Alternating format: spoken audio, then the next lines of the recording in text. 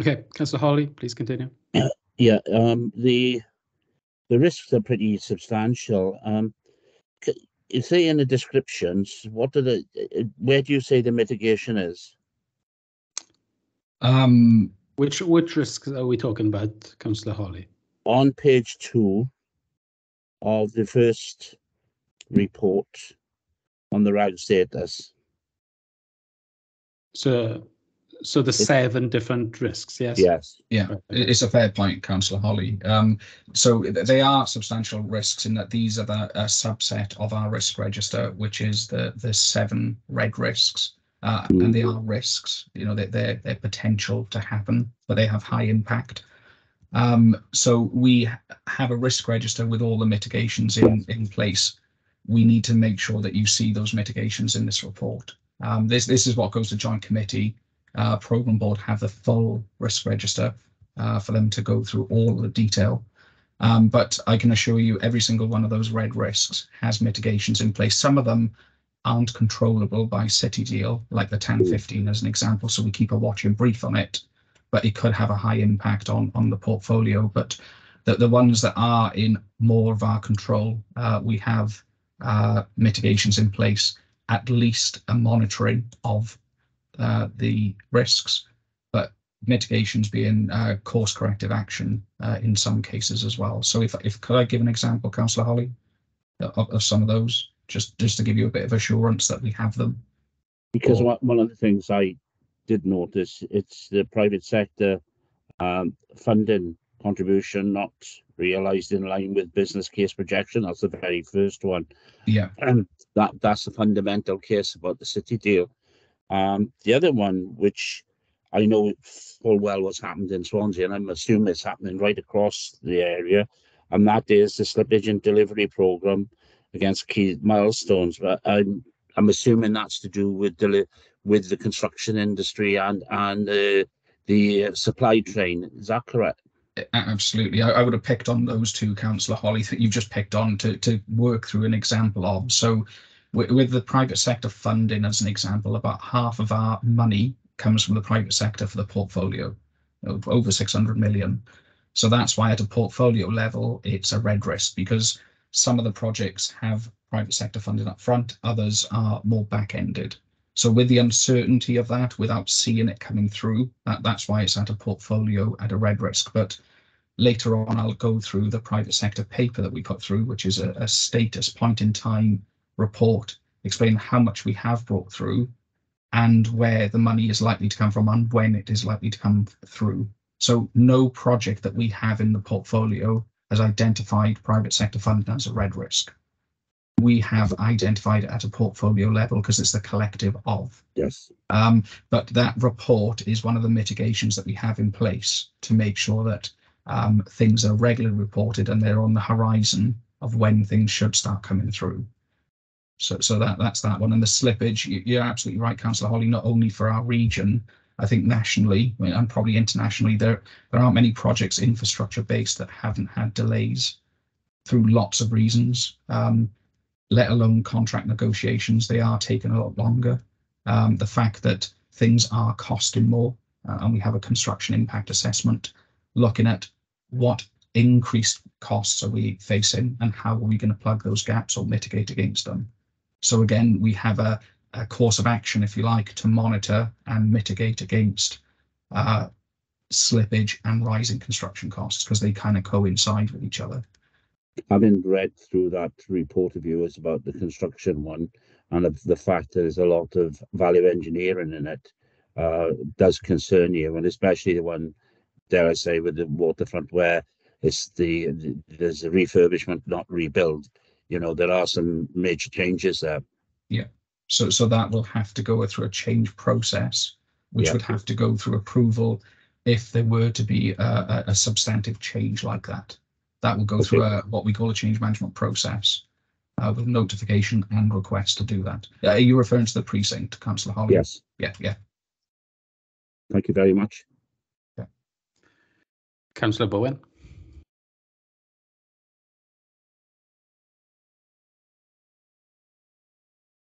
Ti'n mute, Councillor Bowen. Apologies. Thanks, Chair and Jonathan. I think you've answered part of my question. It was going to be, are projects going to start suffering with the increase in everything that's happening? Some are. So the issue, and I'll go through this in the construction impact assessment in a bit more detail. No but problem. What we can report are the known knowns, and that sounds ridiculous, but it's the fact of things. So when a project is ready for their procurement activity, and they start going out to tender and they get responses, then they know what the price difference would be of what they've estimated when they develop their business case to what the current market is saying it will cost to build. So what we have in that construction impact assessment is that there's currently £31 million deficit. We have to plug a gap of £31 million to deliver what we plan to do. So the mitigations against that, as I mentioned to Councillor Holly, is that some of it is value engineering, but nobody's de-scoped, and the gaps have often been plugged by the host lead deliverer. So whether it's local authority, health board or university, that's where the gap has been plugged. But they're working a lot with the tier one contractors and the supply chains to look at how they mitigate some of those costs through value engineering. Okay. So those are the knowns, if you like, Councillor. Yeah, lovely, thank you. Okay. Are you going to talk about the project statuses next? Yeah, if you don't mind, Chair. So we've got 9 headline projects and programs. Within those 9 headline business cases, we have 35 things, right? 35 projects. So just to give a kind of feel of where we are with those, 3 of them are complete and they're in operation. 17 of those projects are now in delivery, so they have started build, and that's around £400 million of investment. And 15 of the 35, they've been approved. They've been approved with governance and by the governments, but they're in pre-commencement activity. So what we'll see now coming through in 23-24 is at least £50 million worth of awards being contracted in this financial year, at least that level. So it kind of gives you a feel that over half are already in delivery, half are at the pre-commencement stage, but will soon go into delivery over the next 12 to 24 months. But I'll go through that. That's an additional kind of point that I made there. I'll go through the order of what you've got in the quarterly monitoring updates. So the first one is around marketing, comms and business engagement. We're seeing everything increase in terms of positive media mentions. It's gone up to 61 between January and March. Twitter posts, we reached 97,000 people. We increased to 1,562 followers. Facebook, similar story. Again, post reach is around 11,000 with just over 1,000 followers. So that kind of news, PR, social media, that's all increasing, which is great, and a lot of activity around that. Lots of positive stories associated with that as well. Attendance at events and conferences, there's lots of them. Obviously, City Deal covers a lot of different sectors, a lot of interest from lots of different business people and also partners. So the team have been going out across the region and beyond to lots of conferences, getting the news and the kind of updates and what City Deal is all about, and that's had positive response. And what we're trying to do at the moment is look at showcase events within the region. So we had one done in Park of Scarlets just over a year ago, but what we're trying to do now is take City Deal out into the localities. So the first one will take place in partnership with Pembrokeshire Council at the Haven Enterprise Zone and PDM partners. So that will again get our messages out there of what opportunities there are to work with and partner with City Deal. Onto the projects, so starting with Pembroke Dock Marine, you'll notice on the report there's a heck of a lot of activity happening in Pembroke Dock Marine, and if anybody's been down there, they'll understand why. But just a few highlights. One of the conferences that we supported was Marine Energy Wales. There were over 500 attendees at Swansea Arena for that, and that made it was a landmark for that conference, where it was the largest one in the UK to date. So again, we're utilising not only the partners down in Pembroke Dock Marine to host an event, but we're also utilising the City Deal facility of the arena, which is brilliant to join those things up. The Pembroke Dock infrastructure, which is one of the larger areas, a lot of the stuff has been done for piling activities for the pontoons. The timber pond infill is about 85% complete, and they're making huge inroads to the hangar annexes, which will host offices, and also the slipway for things to get in and out of the water. The Port Authority also hosted the Economic Strategy Board and Secretary of State visits, hugely successful, highlighting the potential long-term benefits of the PDM aspirations. And as probably everybody on the call knows, the announcement of the free ports in conjunction with Pembroke Dock and Milford Haven, along with Neath Talbot and associated partners, there's fantastic news, and that will kind of catalyse, if you like, a lot of the stuff on several of our projects in City Deal. Onto campuses, campuses led by Swansea University. They're in the finalisation stages of their funding agreement. They have to have that in place, which will then accelerate delivery both on the Singleton site and Morriston Hospital, so that they can start the retrofit and the new build. I keep on being told in recent months that it's imminent, but it's currently between the Health Board and University to do the secondary funding agreement, so they can sign the two at the same time. So that's looking positive, and once that is signed, you'll see activity then around the design, build and construction. Holmes's Power Station, fantastic news for Holmes's Power Stations. We've now got a report where they've completed 187 new builds and 6 retrofit homes. That was for 22-23. That accounts for 41 million of public funds and 1.5 million for private sector investment.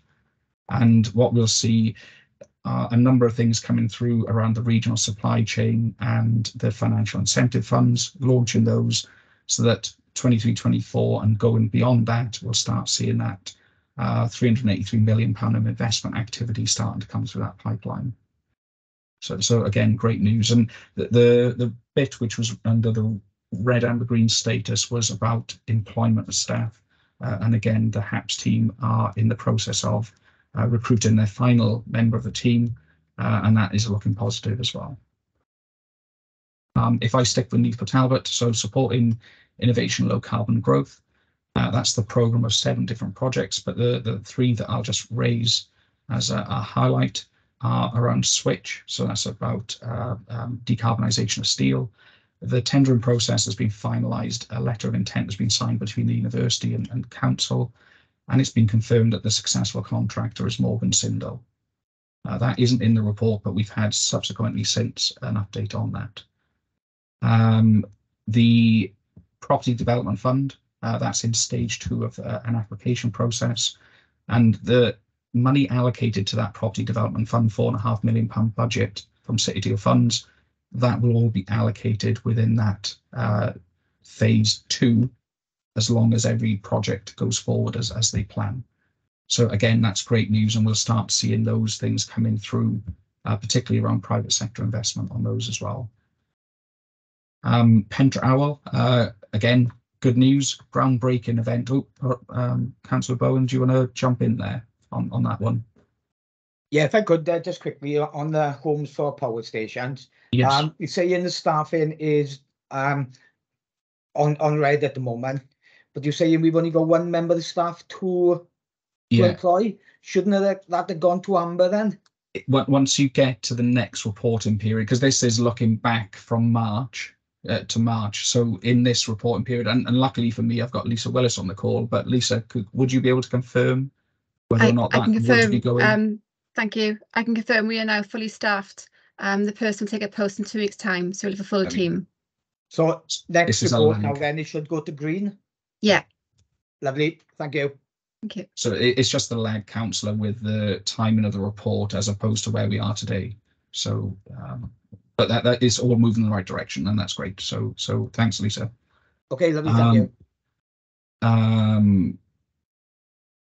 Pentra Owl. So I was just on Pentra Owl. So groundbreaking event took place on the 6th of March. If anybody's driven past Delta Lakes in recent weeks or months, you'll notice how much work has gone on there. All the piling, I think, is now near complete, or if not complete. And they had a meter contractor event as well, which was a huge success. So again, everything's moving in the right direction for that. And There's a lot of stuff being done, which you may not physically see, with the community and with partners around Pentre Owl as well. So there's an annual report which will highlight some of those key successes that they've achieved. Digital infrastructure. What is really good about digital infrastructure is that we haven't spent that much city deal funds, but what we've done as we've coordinated ourselves regionally, a lot of private sector investment has been induced to the region, and they've done an independent assessment on it, and it's 14.5 million for 21-22 already induced to the region on private sector investment. The overall target for digital was 16.5 million. But what we'll find with that is that that's around full fibre and more town or city centre developments.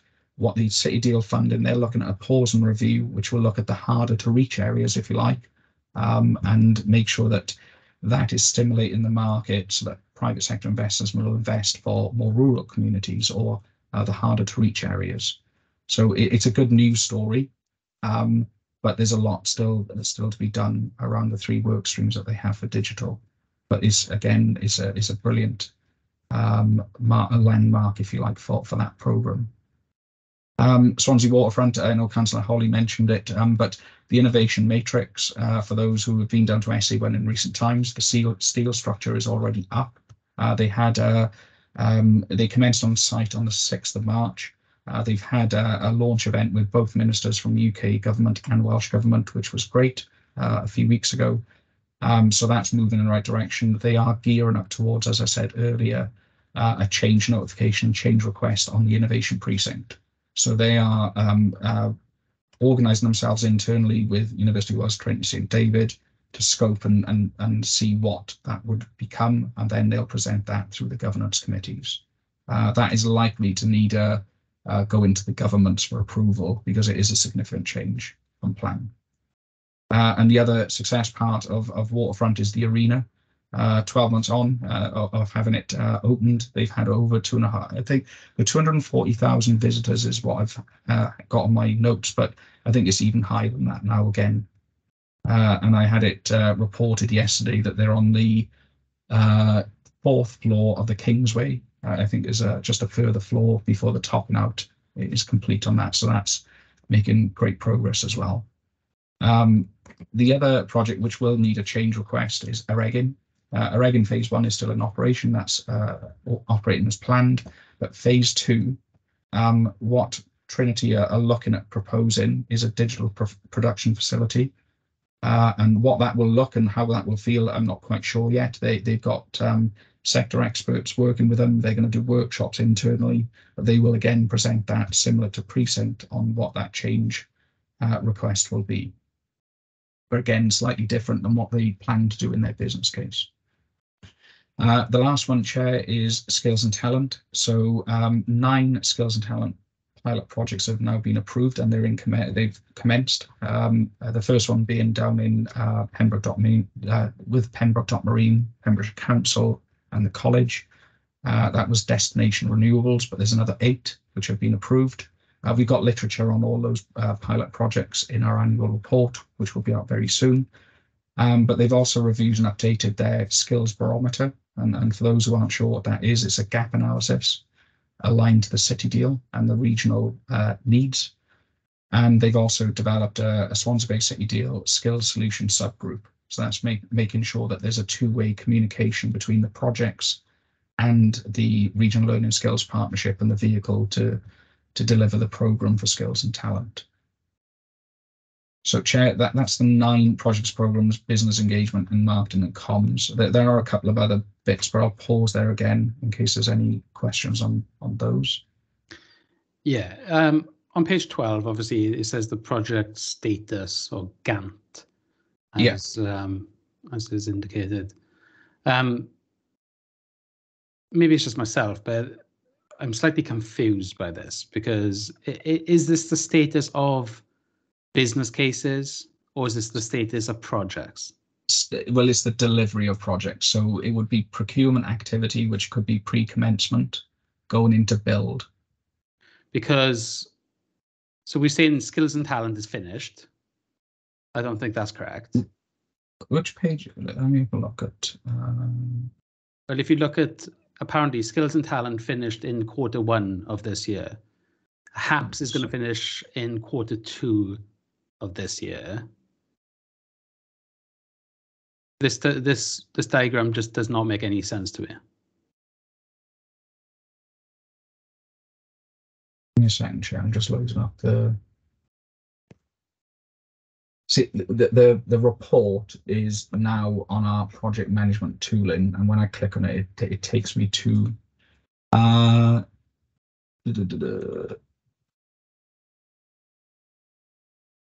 so that what you might find, Chair, is that is of an activity within skills and talent, not the entire program of it. Right. I think for future we need some more clarity on these documents. Absolutely, because, I can see why it would be confusing, because it's not complete. It's a 5-year program. Yeah, exactly. It's got a few years left to run. I'll double check that outside the meeting, and I'll make sure we course correct that report, Chair. Yeah. So if we can have more clear information on the project status report, and also I think, as Councillor Holly has stated, some actual indications of what the risk mitigations are. Yeah, that would be helpful to us, because at the moment I think it's quite difficult for the committee to kind of appreciate the status of certain aspects of the city deal. Yeah, totally agree with those 2 points there, Chair. I think this is simply correct through the new reporting dashboard that we have in the system, but I will make sure that's corrected. Yeah, appreciate that. Thank you very much. Okay. Does anyone else have any questions on this agenda item? Just on the appendix, Chair, if I can. Certainly, Councillor Morgan. No, just to ask, in terms of total jobs created, I'm always going to ask this. Obviously, I know these are from the last quarter, so it tells us total jobs created 536, which is 5.53%. So is there any update on that in terms of movement? So there is. If I go through the benefit, I'll do the because I got 2 other bits to do: benefit realisation, construction impact assessment. If I do those 2 in turn, yeah. I'll stick with the benefits. Yeah. No, Councillor. I was just concerned, we were going to jump onto the next agenda. Yeah. So with the update I could give you verbally is that it's currently 550. That's the number that we have in our system. But what I would say, and it's a huge caveat, is that what we didn't put into those numbers are jobs that we need jobs to have run for at least 12 months to make sure that they are legitimate jobs and longer lasting, as opposed to a point in time. So a lot of those jobs aren't factored into this. That is largely around the construction elements of the things. And the other thing that it doesn't include is the wider impact. We haven't done a kind of economic assessment, an independent economic assessment about the impact of what City Deal has done. So these are direct jobs. So I believe the numbers to be significantly higher than that, but we'd have to go through an exercise to be able to qualify that independently. So between those 2 things, 536 is what you got in that report. In the most recent one, 550, that's around 6-7% of where we need to be as a target. I think it will be a lot higher than that once we get this evaluation and things have been operating for a little bit longer. Does that make sense, Councillor? Yeah, no, absolutely. Thank you. You mentioned an independent assessment. So you're talking about the sort of 1.9 billion that's expected to be generated. That's going to be independently assessed. Yes. So the economic impact of it and the jobs created in the wider impact, amongst other things, we're yet to scope that out, because we need to do milestone evaluations at points in time that actually tell us something. And I think until now, we're probably in a really good point to do one of those milestone evaluations this financial year, but that's not been instigated by joint committee just yet. So when you say this financial year, sorry, yeah, I can't remember. 23-24. Yeah, so between, it started in April, runs to next year in March. So we would I would like, as a director, to instigate an evaluation, but I have to go through governance and process to start that going. Sure, lovely. Thank you for taking that. That's okay. And the investment, because that's the other one on there as well, as the investment. From a spend perspective, we're up to around 22% of overall investment target. So that's 271 million. And again, the updated reports that will come through hopefully should progress that as we go through the year. And I know there's another report later, because you talked about investment there. It's not private investments, have gone up 13 million as well. Yeah, well, yeah, that actually, you've picked on the number that I have to give a course correction on, but can I cover that in the private sector? Yes, that's right. Paper? Yeah. Sorry, Chair, I'm jumping about. No, it's my fault. I should have stated questions on this report, not this agenda item. This is quite a long agenda item. Okay, John, do you want to go into the next part of the report? Yeah. So I covered off the construction impact assessment at a kind of headline, but what we've done, we had two papers previously. We had a construction impact assessment. That's a monthly paper that we get projects to complete, identifying any changes to what they plan to do based on intelligence that they know through procurement or other things. And we also had a point in time paper on inflationary pressures, because the way that interest rates would go in, energy prices, etc. So what we've done now in the report that you have, Chair, is we've combined those two reports. That is still a monthly update, and our current forecast for funding gap across the portfolio at a point in time is 31 million, as I said earlier on to Councillor Holly. But the report has things around initial mitigation. Some of it is value engineering activity, additional funding being provided by, as I said, the lead deliverers. That's the other source of mitigation. But we flagged this with governments, but the early indications is that there's no more money from governments, and we have to deal with it with the money that we have. We will still report it to governments and make sure that they're aware. But what's coming through from all the projects to date is that there's no loss of benefits or return on investment associated with the portfolio. So we're basically, I think the term is sucking it up, the Chair, but it's working in the way that everybody intends for the programs and projects, but we're keeping a close eye on it for obvious reasons. So we'll continue reporting that and escalating issues through governance, and also, as I've mentioned a few times, the change request process. So if something significantly changes, we'll make sure we flag that through the governance process. And Chair, that's the whole agenda of quarterly monitoring done. Okay, thank you very much. Does any member want to raise any other questions relating to the rest of the report? Councillor Holly.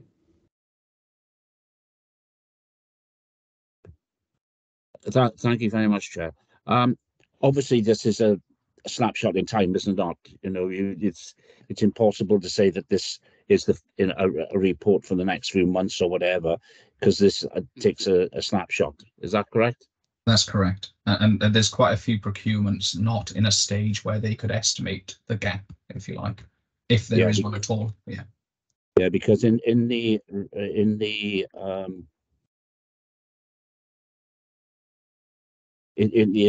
program that you've got, and in the columns that you've got, it does say estimate, for quite a number of them. So that 31 million has got to be seen as should we say that is an arbitrary figure for today?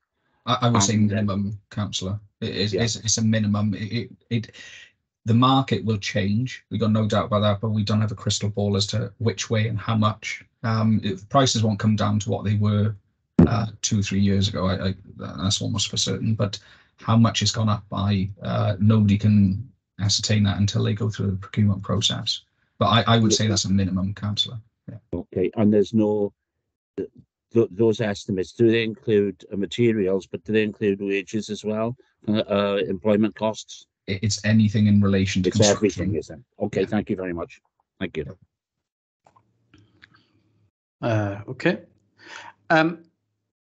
We've commissioned quite a few companies now to start the build process on a few of the projects. Do you have any numbers in terms of how much has been allocated just for the builds? Everything right now. Offhand, Chair, no. I can get those numbers. We have breakdowns for certain projects in terms of, say, for example, Pembroke Dock Marine. I can tell you off the top of my head, only because I've done a report recently on it, that We have 3 tier 1 contractors for the 3 elements of what they've got in the Pembroke Dock infrastructure, and there's around about £9 million of local supply chain spend happening on those 3 elements. But across the board for every single one as a collective, no, but we can certainly find that out, Chair, if that would be helpful. And of the tier 1 contractors that we've appointed to, how many are actually based in Wales? Well, it depends what you mean by based in Wales. So if you take... They have a head office based in Wales. I think very few would have a head office in terms of what you're probably getting at, but what they are doing is basing themselves here, and they are talking in a more wider regional setting about having a presence here on a longer term. But again, you know, the tier 1 contractors, they would include Bouygues, there's Morgan Sindall, Bam Nuttall, you know, there's a whole, but what we could have a look at that as well, if you want, Chair, to see. Nobody's necessarily going to commit to that in the questioning that we might ask, but we can see where they are and what tier 1 contractors we have. Yeah, I think it's important because one of the early discussions we were having as a committee and as the city deal more generally, it was the hope that contractors would be grouped together so that they can burden the liability of the costs associated with the build and put in a tender that would be viable to be a tier 1 contractor among 3 or 4 of them. Yeah, that hasn't come forward at all. No. And I don't know if that is just the realization of the market in Wales right now, or a bit of a failure on our part to ensure that the projects were packaged in a way that it wouldn't be like a whole site tender, but more a collection of tenders. Yeah, and they are, you know, they are a collection of tenders. So even if you take some of the examples with Trinity, and if you take Waterfront as an example in Swansea, you know, what will be the hotel, the arena, and also Kingsway, and then you talk about the Matrix and Precinct, you know, that they are all, if you like, separate packages within the same business case. Similar for Neath, Talbot, there are multiple packages, if you like, across the program there. Same for PDM. So they are broken down into sub-projects within a project or program. But even with some of them, they would probably, some of the projects we're talking about, the scale would go with thresholds of local suppliers to be able to tender for them. They would be criteria set. I guess my biggest concern is that for benefits realization, especially in terms of the jobs, we know it's a regular practice for particularly men, construction sector, they work away, they stay in digs or what have you, and they could be living in Manchester or London, what have you, work here for the week and go back on the weekend. Once Bouygues, or because obviously they're French based or what have you, kind of finish, what are the jobs then locally? Because what we've talked about for the last few years, frankly, and we're year 4 now, is that most of the spend and most of the benefits have been in construction. Yes. And if that is not benefiting Welsh construction companies, and that's not potentially employing a significant portion of Welsh construction workers, then we have to question the benefit realization for the locals as part of this stage of the scheme. Yeah, so if the question was how many local supply chain contracts have we provided, I can tell you it's over 200. So not tier 1 contractors, but the next tier and tiers down, the supply chain for construction, we have over 200 local supply contracts with local companies, which will all contribute to the impact of City Deal and the growth and of their companies, because they have a supply, if you like, of builds. It's just obviously we know the tier 1 contractors will be taking an element of profits from that being the tier 1 contractor. So had we had more Welsh as tier 1, then potentially there'd be more of the Welsh pound staying in Wales. Yes. Sorry to interrupt, Chair. I've got an indication from Simon Brennan in the chamber, if you wanted to come to him. Certainly. Thanks, Chair. I think, I mean, the difficulty at the moment is whether they're tier 1 or tier 2 contractors is getting anybody to bid, full stop. We're putting out jobs not just within the City Deal programme, but across the board in most of the authorities. And you don't have a plethora of companies bidding anymore. You're looking to entice companies to bid. I think, as John mentioned latterly there, I think the issue here is about getting our subcontractors involved and for growing those and making sure that they're able to prosper going forward, because even with those, I mean, a lot of the subcontractors, their books are full as well. It's just a shortage of supply of manpower really within the industry that is causing that as a problem.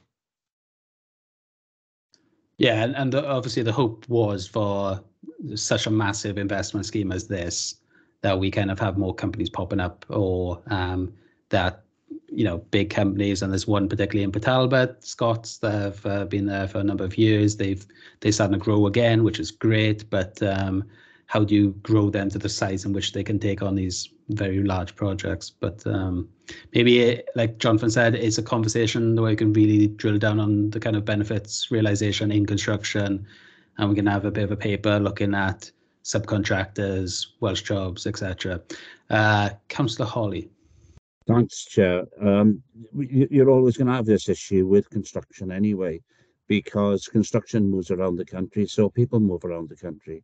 And this has always been the problem with benefits realisation, when you get consultants come in and tell you, oh, it's going to create 1,500 jobs or whatever. Yes, it will for a short period of time while you're building something, but it's the actual long-term employment that we've got to look at.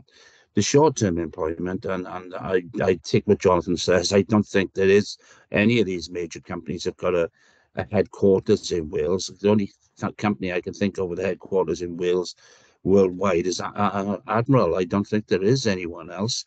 So in the construction business, it's because of its very nature and its transient population, then we're always going to have this. And as for going down to tier 2 and tier 3, even to a tier 3, you know, when we've seen the arena built, we've seen the leisure centre rebuilt and what have you, even down to tier 3, you see people from Bristol who will put in a tender, will get it, will come over. They may come over for 3 or 4 days. So, and you know, the steel, for example, for the arena came down from Scotland.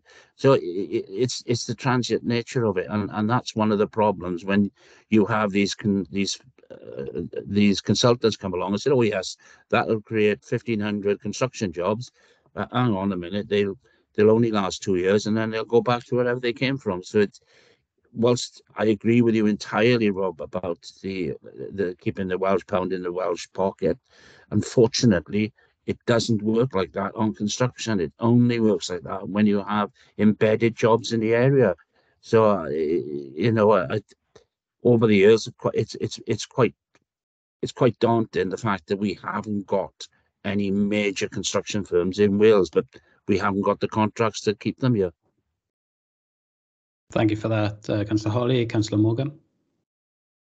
Yeah, no, just to come in there and say, you know, about Jonathan before, I'd be very interested, you know, on the value added, or the reports, I keep using the word value added, but on the one point, the wider benefits of this project.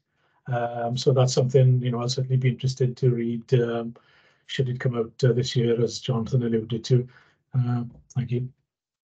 Yeah, I think it's important. Obviously, we are very focused on jobs here. And as I say, it's not to kind of state that there's not going to be Welsh jobs. Obviously, I'm sure these projects are going to have a shelf life more than the 15 years that the City Deal is around. And hopefully people working in the arena and what have you, it's going to be working there for decades to come.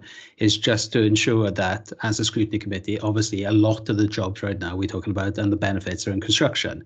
So it's trying to squeeze as much benefits as we possibly can out of that element to ensure that we are getting value for money. Jonathan? I think the projects and programs and the project leads and the organisations involved are trying to do that, Chair. But the bit I was going to flag was one of the areas in skills and talent as a focus is construction. So the construction industry, construction sector, particularly around innovative ways of construction. So we will develop a qualified, highly skilled workforce as a consequence of the pilots and the apprenticeships and all the different things associated with that.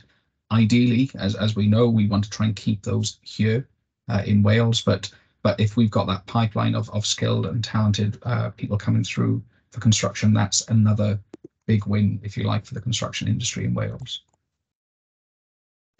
And finally, on that point, if I may, obviously there's been more investment from the UK government, particularly in skills, via other pots that have come about, pots created around Boris Johnson's time as Prime Minister. Have you had discussions with the local authorities to ensure that the skills programs are being kind of married up in a way that we don't see duplications? From my perspective, I believe that is happening through the Regional Learning Skills Partnership, but also with all the partners, and we got one of the partners on the call today with Neath for Talbot around levelling up as well, because there are opportunities for skills development there as well. But I believe they are being joined up, Chair, yes. Good. Okay. Does any members or officers have anything else to raise as part of this agenda item? I can't see any indications. Okay. There we are. Thank you very much, Jonathan, for that part. If we may move on to agenda item number 5. Yeah, Chair, these are all with me, so bear with me for the That's duration. Fine. So this is the provisional allocation of £5.3 million of Swansea Bay City Deal funds for the support innovation and low carbon growth. So obviously, this was in particular focused to Neath Talbot Council, who had a project that they have decided to change. So yeah, if you want, Jonathan, you can go ahead with this. Thanks, Chair. So you met Lisa and Simon when they introduced themselves earlier. So this is Neath Talbot, as you said, Chair, who are leading on this proposal. But I'll run through the proposal that's gone through Programme Board Joint Committee, and Lisa and Simon can jump in and add anything to that, or any of the questions that you may have on it. So as you said, Chair, it's about a provisional allocation at this point of £5.3 million of City Deal funds. And the intent is for it to go into the Support and Innovation Low Carbon Growth Programme, which currently exists, but to bolster and enhance the Advanced Manufacturing Production Facility, which is part of it.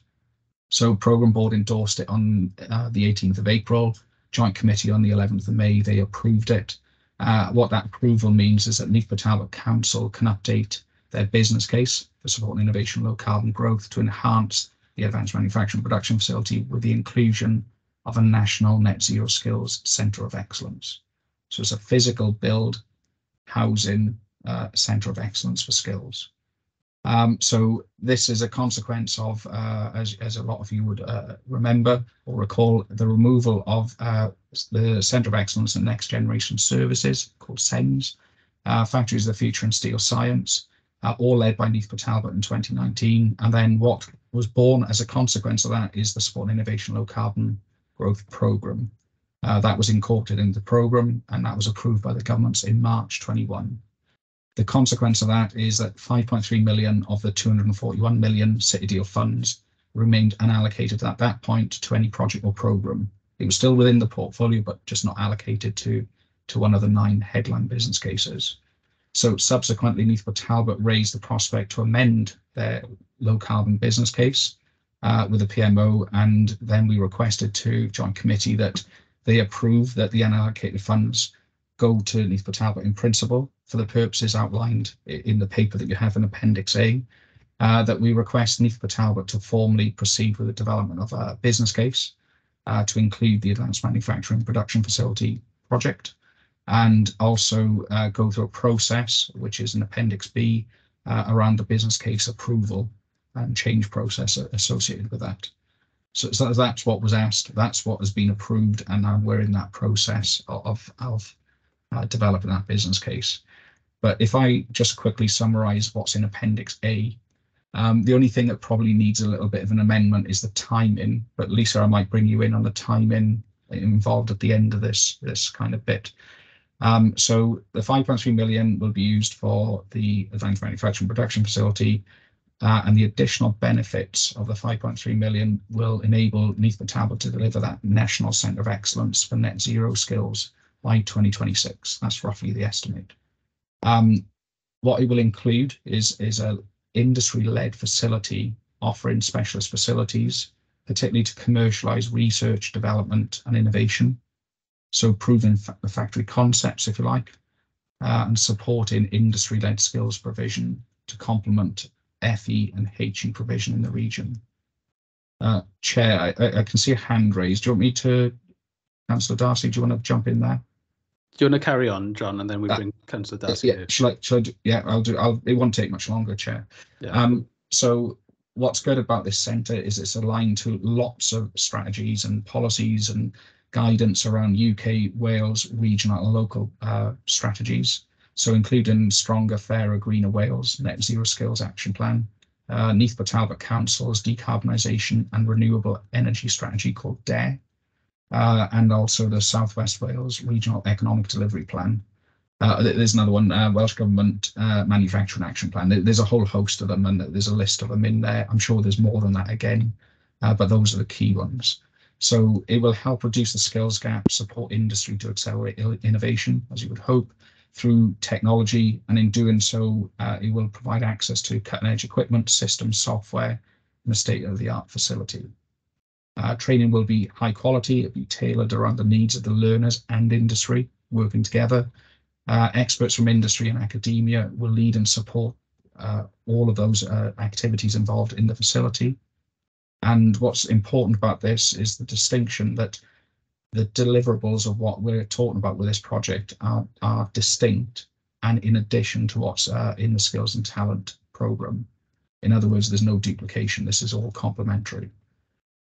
Key indicators are in one of the tables. There's a little green table on page 2 of the report, but they include the size of the premises, the jobs accommodated and created, the investment GVA, gross value added uplift, that's the economic impact, and the training deliverables. So there's a series of those specifically for that enhancement. Key partners, and again, Lisa, Simon and the team have been doing a lot of legwork with local authorities, FE, HE, Industry Wales, Net Zero Industry Wales, Regional Learning and Skills Partnership, and also, probably most importantly, the local industry partners. So a lot of the engagements are underway, they're happening. I believe, Lisa, you can add to this if you want, but the response has been overwhelmingly positive in terms of want for this and the need for this from businesses and partners. So if I pause there, Lisa, do you want to jump in on the timescales? Because I know the report went through governance, so these dates are slightly out, but do you want to just give a quick overview of where you are with the target dates?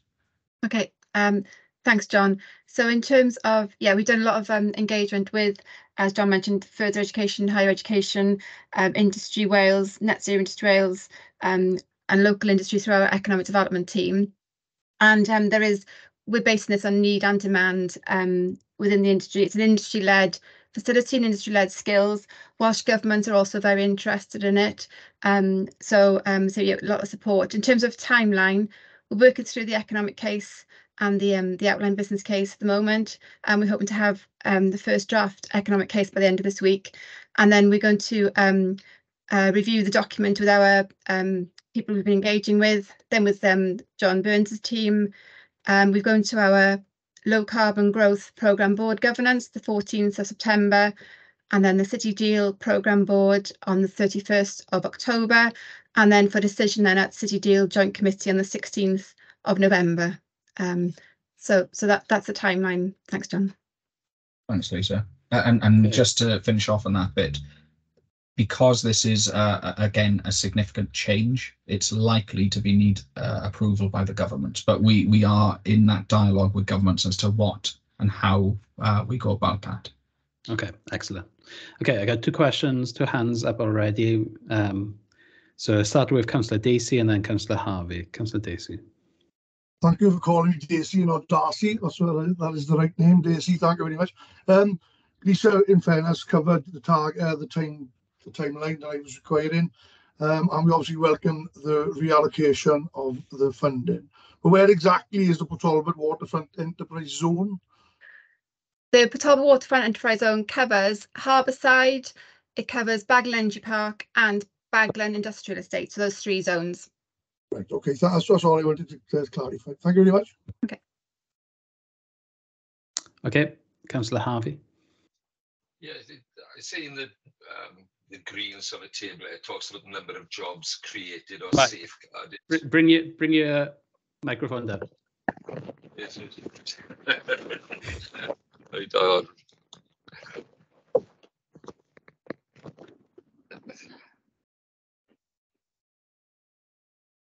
Was Rob. Very bad. Right. In the green table, it talks about the number of jobs created. Are they long-term jobs then, or just temporary jobs, or what? You know, obviously this is welcome in the current climate. They are long-term jobs. They're not linked to some of them are linked to construction, but the majority are linked to long-term jobs in terms of spin-out companies. And because what we're finding is there's a lot of and Simon Brennan may want to come in here to add to what I'm going to say, but we've got a successful spin-out from Swansea University, from Trinity St David. They're looking for premises to start up, and this facility will provide shared equipment, but also then the industry-led skills to allow for the green. So looking at future skills in terms of flow, Freeport, GCRE, so the Global Centre of Rail Excellence. So it's looking at long-term jobs and ensuring that we commented on skills earlier, that the skills, so that the communities of the Swansea Bay City region have the appropriate skills to actually access these jobs for future generations. So yeah, they're long-term skill jobs.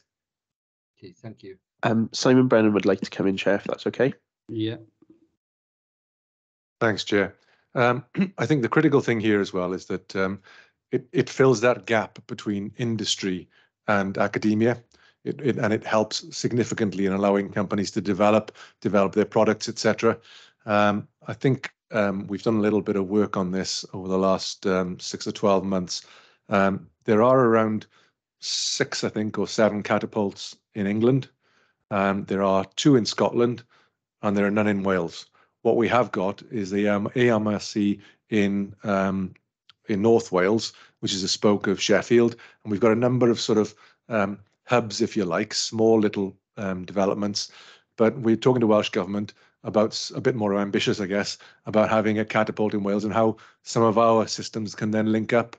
So I think it's a really fundamental project for us going forward, not just in Neath, Talbot, but across the region and actually across South Wales generally. But it's about being slightly more ambitious than perhaps we initially thought, and having this as a catalyst for future growth.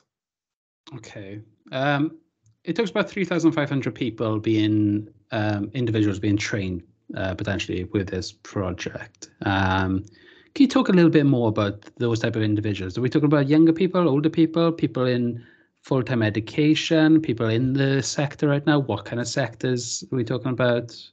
Who are going to benefit from this training? Yeah, if you can. Yeah, we're talking across the board with people already in employment, people who may be entering into employment, youngsters right the way through. As I say, it allows companies to develop products critically in the Advanced Manufacturing Centre, and then the skills element on the side then complements that perfectly. There was a very good example of it up in Coventry in the MTC, and they were putting through around 200 or 300 high quality apprentices every year. And of course, that helps the local industries develop then as well, because that's one of the areas we know we're critically short on, is in skills development. Okay. Lisa, do you want to come in on any of that? Simon covered it. It's, yeah, in terms of who's going to benefit, it's across the board, from school leavers to upskilling people within the workforce. Yeah, so I think Simon covered. Thank you, Councillor. Okay. Because obviously one of the situations we have in at the moment is obviously the economy is quite difficult right now, and we have quite a transitional kind of period where people are potentially moving into new employments, and whether this is an opportunity for people via the Welsh Government, because they fund some of the training schemes, whether they be able to like reskill and move into a different sector should they wish to, and you believe this is actually an opportunity for them to do so. Yes. Yes, that's right, Councillor. Councillor Dacey. Thank you, Chair. You'll also have people, if they do decarbonise the steelworks will have a lot of people that be looking for redeployment from the EV side of the industry to the obviously the renewable energy. So you'll have workforce there as well, I should imagine. So it's retaining jobs in Talbot, which is great. Yeah, excellent. It's very high quality jobs. Absolutely. And obviously, this is 5.3 million pounds worth of allocation. Chris, you can confirm that no money has been released as part of this yet. It's more of just the allocation of money, yeah? No. This was originally when the city deal was structured originally. This funding was allocated to Neath and Talbot, the same as the structures with the other three authorities.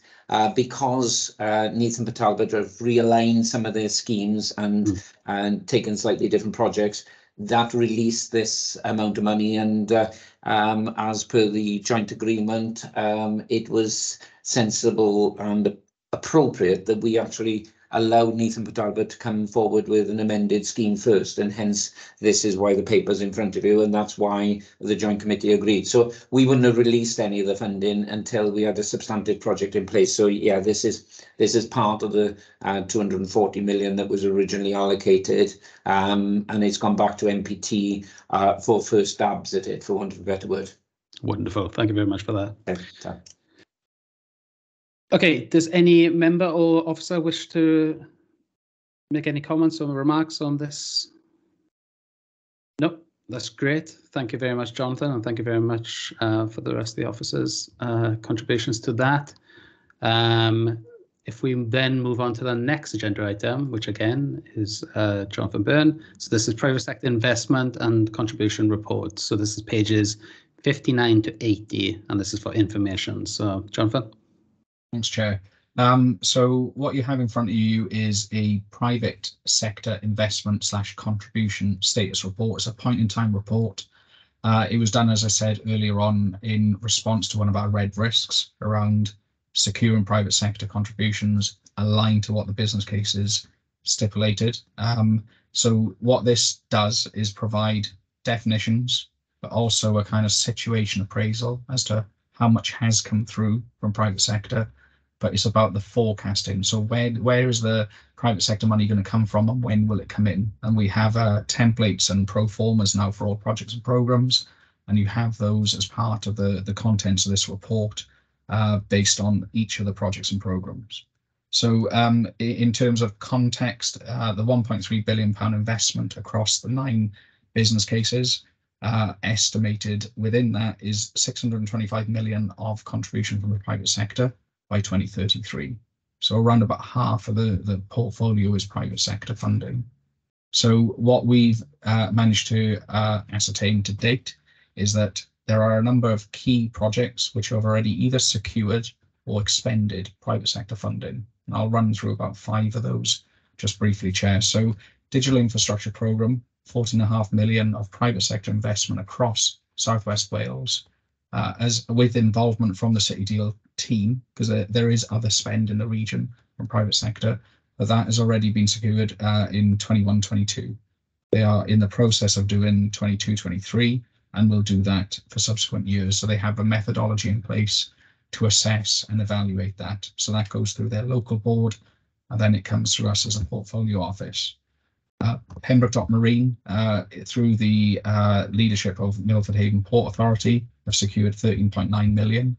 All the stuff around the kind of annexes, the slipway, etc. So that money is secured. A lot of that has been expended, but that will come through now in future months to allocate City Deal funds along with what private sector investment along those. Skills and talent is another area which again is I would say overachieved within the space of time that we've been in delivery. They have around 500k through apprenticeship schemes and around 400k of pilot contributions, financial and other. So that's in-kind and financial contributions from the private sector. So that's just under £1 million already from the Skills and Talent Initiative. And then Waterfront, through ATG, with the operators, the arena, they provided £1 million contribution for the fit out. And then the last one, as I mentioned earlier on, with Homes as Power Stations, there's around 1.4 million of private sector costs involved in the new builds and the retrofits that have already been undertaken. So when you add all those up, we're on the right track. We're probably not quite on target of where we need to be, but I think the report says around 5% of what we need to be in terms of target. So what's important about where we are is that the realization, if you like, of the lion's share of private sector funding, that will be realized from 2025 onwards. So there's still a gap of reporting between now and then. We will still have money drip feeding through. I've got no doubt about that. But once things are built and operational, we should see that ramping up.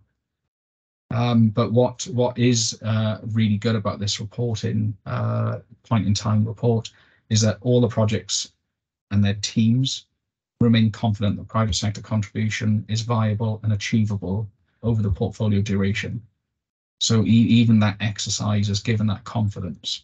But Chair, there is a correction in the report, and Councillor Morgan actually picked up on it with a £13 million over target. That is 30 million over a baseline figure 2 years ago. From the outset, we're £1 million over target of private sector investment, but we're 30 million over the reprofile in 21-22. So that we've taken it through our programme board as a slight correction. The numbers are correct. It's just clarification as to we're not 30 million over the original target. It's 1 million over original. And Chair, there's lots of information in there, and hopefully some good information around definitions, what each of the sectors funding means, and the sources and avenues of funding and when they're likely to come in. That's all in the document by project level. So Chair, other than that, as a kind of recap, and Chris may want to jump in to add anything that I've just said, but you're happy, Chris? Yeah. Okay, I've got a couple of questions, if I may.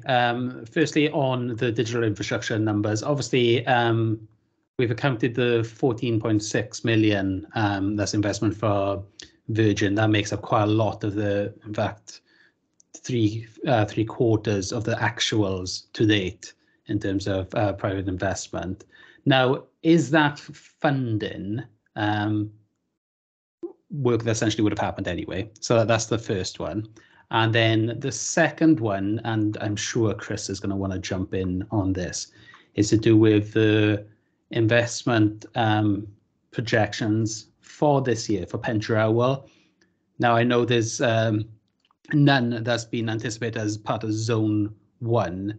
For 20 million to come through the door this year, how are we expecting that? Because surely that's not just rental kind of contracts with any of the various partners. That's quite a considerable amount of money that's going to be expected to come through the door this year. So, Jonathan, if you want to talk about Virgin first. Yeah. So just to be clear, with the everything that Digital have claimed and assessed is which has had involvement from the digital infrastructure team and governance arrangements with the universities, health boards, and local authorities. So in terms of the 14.5 million, that is an accurate reflection of the involvement of City Deal digital infrastructure team and the work with the private sector funding. To ask the question specifically on how much of it would have happened anyway, I don't think anybody could answer that, but nobody expected that much investment to be accelerated as fast as what it has been. So if you ask my professional opinion, by us organising ourselves regionally and having those lines of engagement, and we now have employed staff in the local authorities supporting digital infrastructure, I think that model has benefited us as a region. And what I can say, and I've had this on good authority, if you compared us to other regions, we have accelerated our digital infrastructure rollout. So in comparison to other areas, we're doing really well. So and in terms of there is a Virgin Media numbers in there. There was about £7 million of expenditure in the region, which had no involvement from the City Deal infrastructure team or the project. So they excluded that from that 14.5 million because they couldn't legitimately claim their involvement in that. So the spend in the region is even higher, which so I think it's 21 million, including the Virgin Media spend. But because the no lack of association with the City Deal infrastructure team, they excluded that from their assessment. I don't know if that clarifies that bit, Chair, but yeah, I think just from the previous conversations we're having around digital infrastructure, like 5G test beds and what have you, it seems like a large portion, almost half of the actuals and projected private investment around this is rollout of the network for Virgin Media, who are already aggressively going after the market share against like BT and what have you. And they've been rolling out for a number of years, particularly in places like Swansea and Carmarthenshire. So I don't know if we're underselling ourselves a little bit on this now. I don't think we're underselling ourselves, and you'd be surprised. They've got the breakdown in localities, and they've got the breakdown of providers, because there are a number of big hitters, if you like, Virgin being one of them, but also Openreach and Oggy and various others, and they have the breakdown of the different providers as well. But this has stimulated the whole point of City Deal in many respects is to stimulate the private sector market, and there's a big tick in that box. I think we've done that in our region to really good effect. In fact, ahead of what we expected it to be. That will start getting a bit more difficult as the easier to reach places start drying up, if you like, as in they're full fibered. But even the 5G test beds and the Internet of Things, the IoT work streams, those things are yet to be fully onboarded. But we will see an acceleration of those in coming months. Okay. What I'm trying to paint a picture of is that this is a far better position than what we thought we would, and it's qualified in terms of claimable investment impacting from City Deal and the digital infrastructure team. And Chair, if Gareth has been to Scrutiny in the past, Gareth Jones as the programme manager, we can look at that in a bit more detail if that would help members understand that a little bit more. Well, digital infrastructure is one of the regional projects, so it's something that we should be really drilling down into the numbers. And I think it's a very exciting. Obviously, it's not to the levels that we were originally proposing, like a decade ago, about the potential of getting the cable into Swansea and what have you. But there were still very exciting projects as part of the digital infrastructure. So yeah, something for us as a committee to kind of consider going forward. Chris, did you want to come in? On the Pendrawl one. Pendrawl, yeah. The first tranche of the funding is coming from private sector borrowing. We go into the market to pull down some money for the core element, the site that we're on construction with at the moment, and that will then the funding of that will come from the occupiers that are actually going on to tenancy agreements within the actual within the Pendrawl complex. So at the end of the day, we've put the baseline in terms of the construction. We've borrowed on that, and then there will be a tenancy agreement with each of the occupiers. And interestingly, that's why I was actually late today. So I apologise for sending the meeting late, but I was with a potential interested party. So that's the first element of it. That admittedly may slip a little bit because I am intending to use our funding in the first place, and there has been a slippage in the project slightly, although we are still on for autumn 2024 for the development of that core elements. The other elements then, as you can see, the hotel, the nursing care will have to wash their own face in terms of the funding as it develops over the period of time. And but we got to pump prime the first bit, and that's how we're doing it. So the 20 million for the rest of the members, that is money that we are potentially looking to borrow from a large bank or what have you to fund the investment and then pay back using rental fees or what have you from our partners. Yeah, absolutely. Yeah, it's from an investment company. There's a couple of names that we are talking to at the moment, but I won't divulge those on camera. But yeah, of course, and that potentially may reduce this year and be carried over to next year?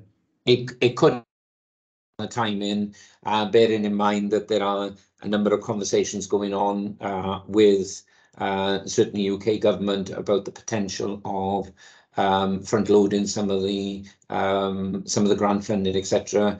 And we got some of our own, so we will rebalance that as and when is appropriate during the project.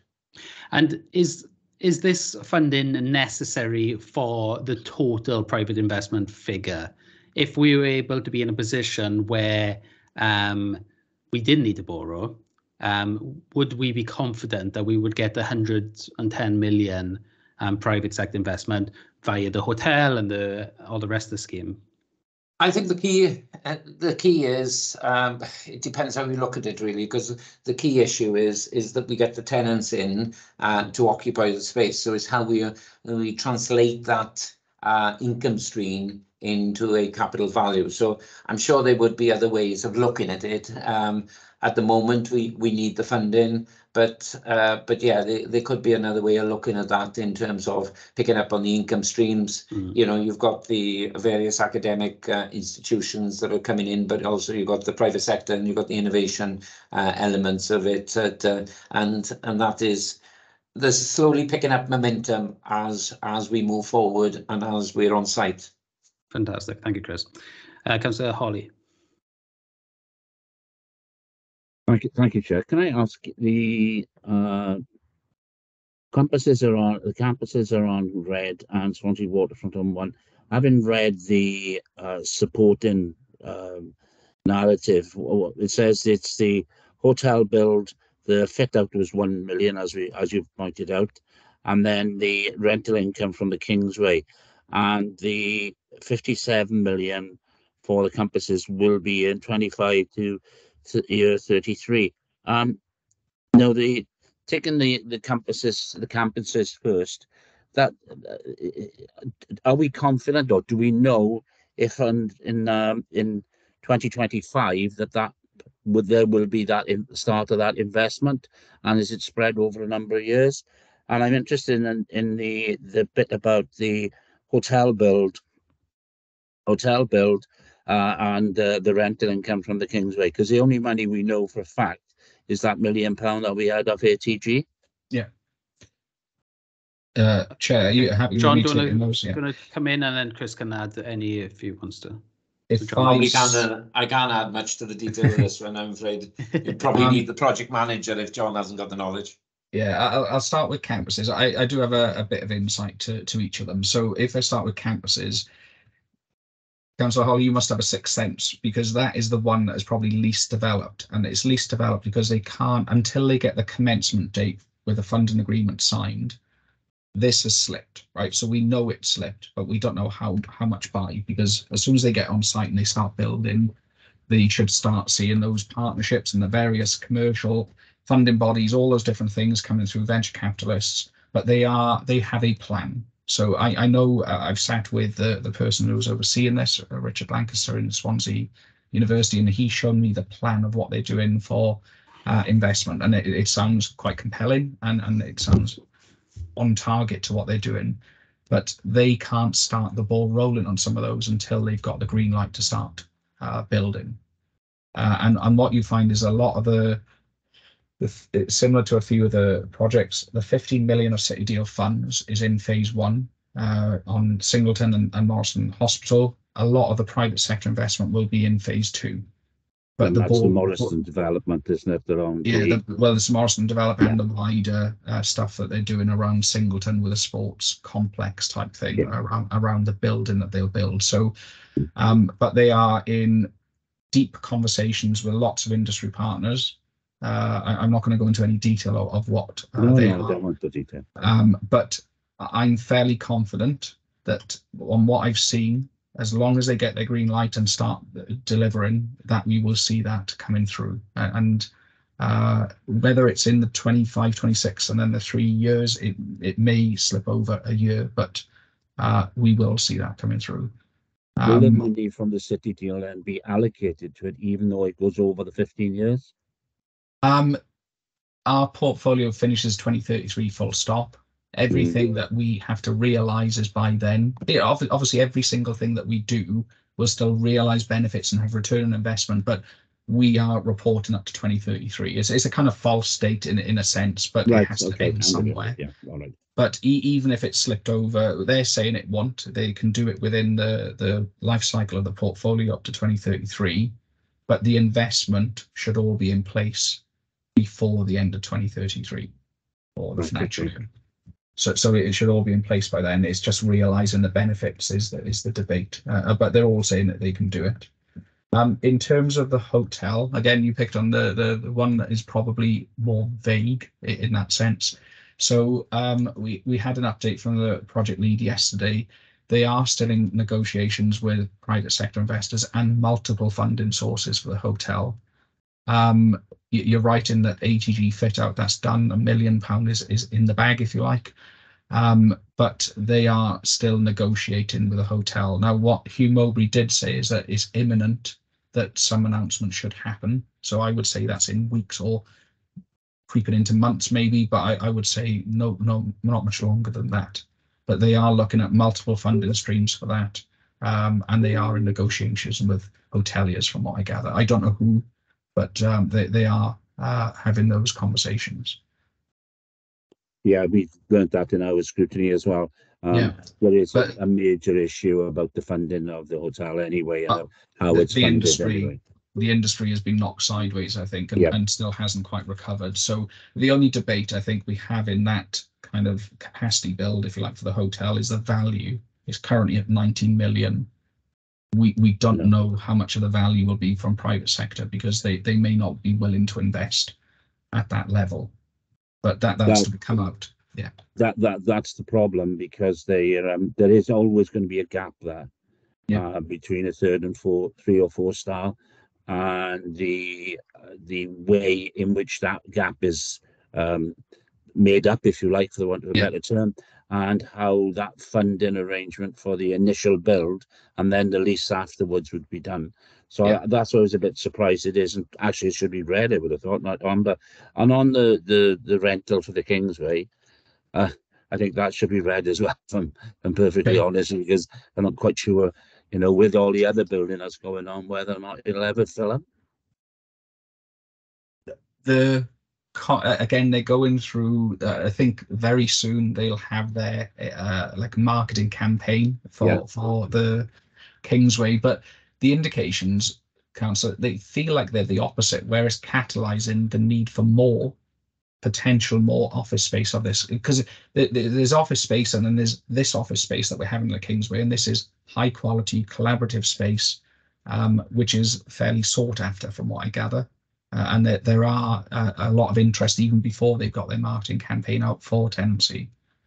And on the flip side, because it's within the same envelope, if you like, of Waterfront, we had confirmation from Trinity that they've already got around 90% of occupancy earmarked for tenants for the innovation matrix, which is amazing.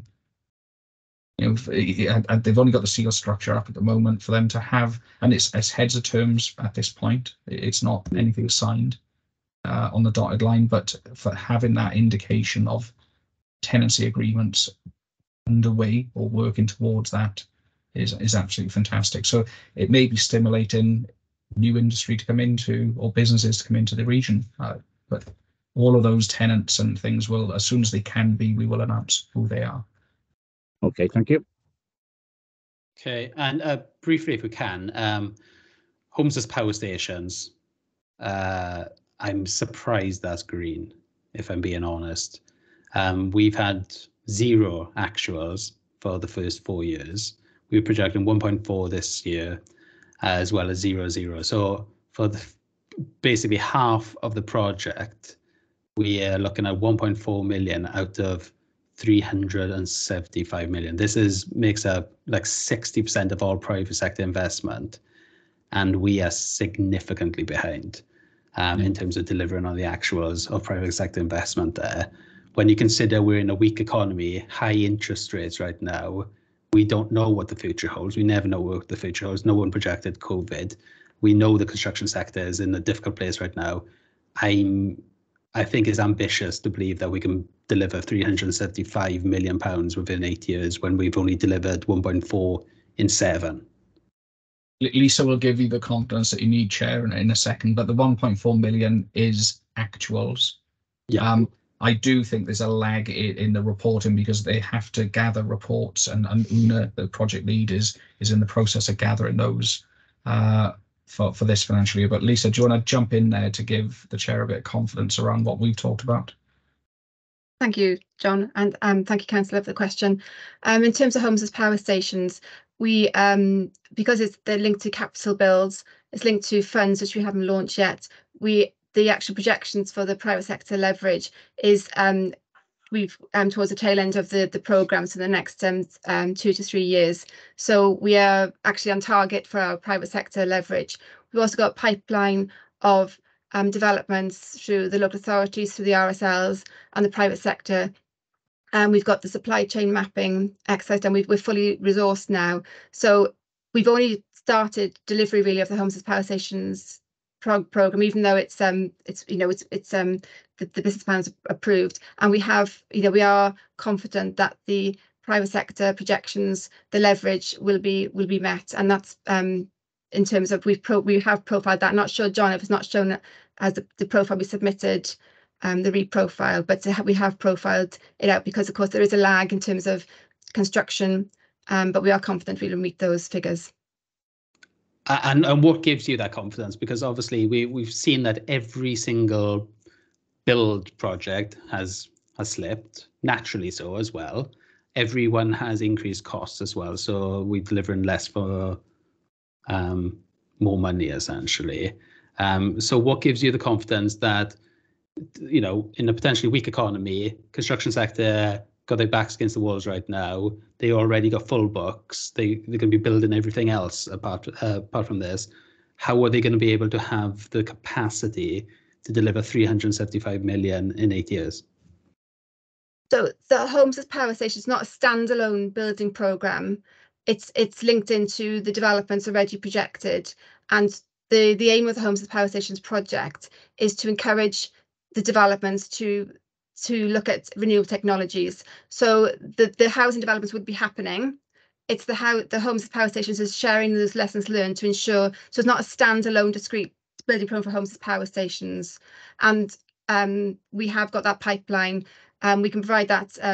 We have been to Scrutiny a few times with the homes as power station update, but we can provide those figures following this meeting. Councillor Holly. Yeah, the projected plan for Swansea North, a house building between Pentlager, Lycha and Gowden or Gosainan was around about 1,500 houses back in 2018, 2019.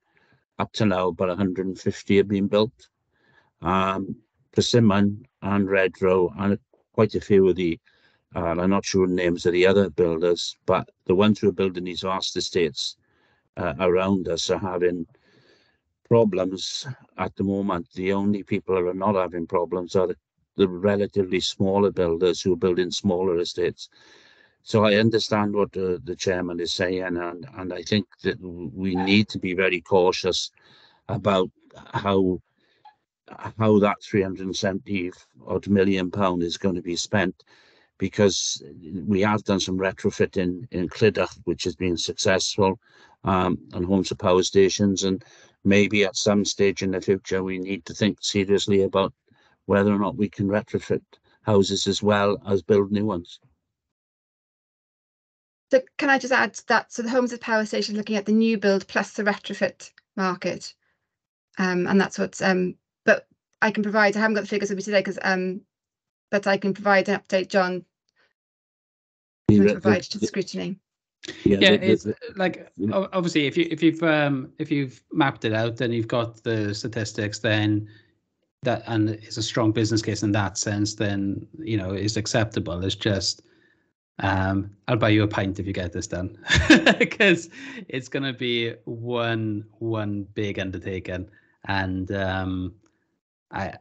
yeah, I just take my hat off to any officers that are going to be able to deliver that in such a small space of time. Obviously, we know it's going to include solar panels, the cost of them, and what have you. And so it's not just going to be the build of a property, but it's like I said, 60% of the total private sector investment. You're already hamstrung because you're 7 years behind by the end of 25, and you've got to deliver, that 60% of the total investment over 8 years with the private sector maybe not in a good place. So I can bring a report to you which will provide assurance to the scrutiny committee. Okay, Chris Hawley.